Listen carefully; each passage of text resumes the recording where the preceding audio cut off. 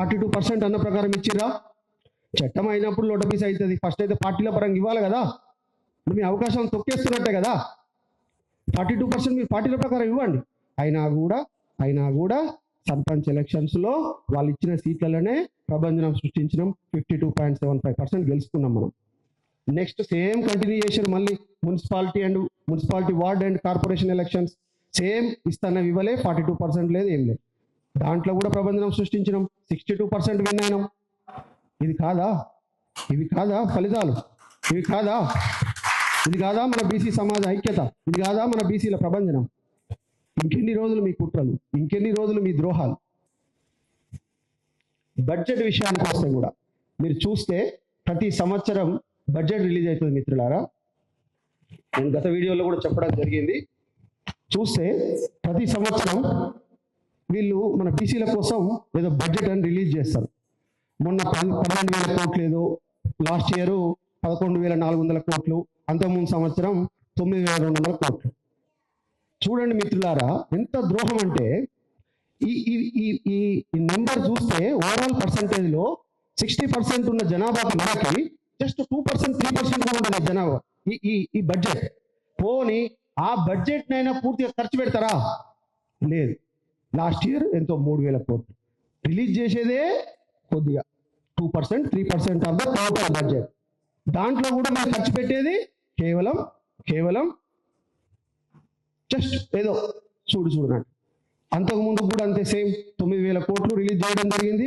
కేవలం 2,060 కోట్లు ఏమో అమలు చేయడం జరిగింది. ఎన్ని రోజులు ఈ కుట్రలు, ఎన్ని రోజులు ఈ ద్రోహాలు, ఎన్ని రోజులు ఈ మోసాలు మనకి?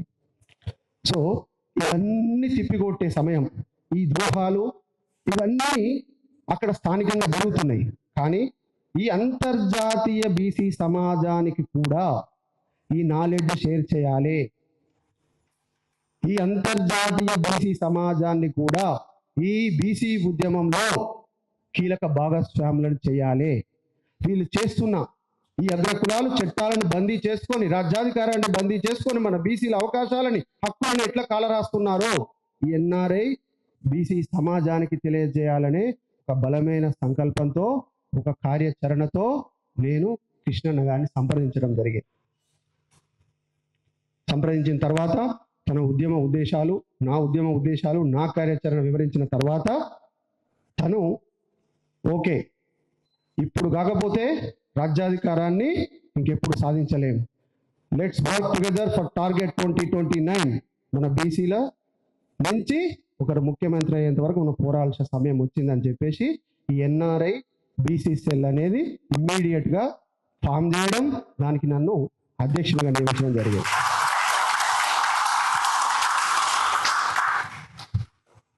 మిత్రులారా, ఇది ప్రయోగం, అభివృద్ధి, ఆత్మగౌరవం, అది మన నినాదం. రిజర్వేషన్లు, రాజ్యాధికారం, అది మన బీసీల అంతిమ లక్ష్యం.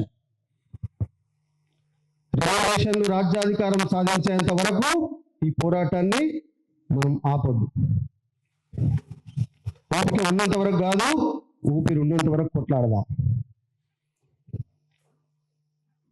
మహాత్మా జ్యోతిరావు గారు, పెరియార్ రామస్వామి గారు వివక్షకు వ్యతిరేకంగా చేసిన పోరాటాలు నాకు స్ఫూర్తి. కాకరమ్మ దానికి వ్యతిరేకంగా చేసిన రైతాంగ సాయుధ పోరాటాలు నాకు స్ఫూర్తి. డాక్టర్ బిఆర్ అంబేద్కర్ గారు సమానత్వం, సమన్యాయం, అనగారిన పీడిత వర్గాల కోసం చేసిన ఉద్యమాలు నాకు స్ఫూర్తి. ఆ స్ఫూర్తితో ఈ సభ సాక్షిగా చెప్తున్నా, మన రిజర్వేషన్లు, మన రాజ్యాధికారం సాధించేంత వరకు ఆ ఉద్యమాన్ని ఎక్కడ ఆపనని చెప్పేసి మాటిస్తున్నా.